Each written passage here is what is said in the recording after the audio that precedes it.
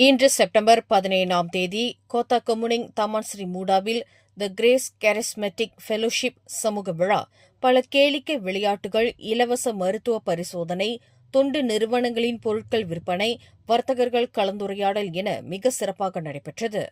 இவ்விழாவிற்கு மாநில சட்டமன்றம் சார்பில் 5000 ரிங்கிட் வழங்கப்பட்டிருந்த நிலையில், புவான் யோகேஸ்வரி சாமிநாதன் தலைமையிலான MBSA மண்டல 14 கவுன்சிலர் அலுவலகம் 1000 ரிங்கெட் நிதி அளித்தது.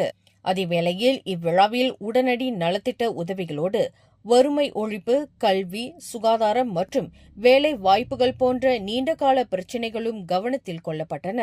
இவ்விழாவில் பேசிய கொத்தகமுனிங் சட்டமன்ற உறுப்பினர் பிரகாஷ் சம்புநாதன், இது வெறும் நிதி திரட்டும் விழாவாக மட்டுமல்லாது, எதிர்கால பொருளாதார வளர்ச்சிக்கான முதல் படியாகவும் மக்களின் ஒற்றுமையை பிரதிபலிப்பது போல் இருப்பதாகவும் தெரிவித்துள்ளார். மேலும் செய்திகளை தெரிந்து கொள்ள கீழே இருக்கும் பெல் பட்டனை அழுத்துங்கள்.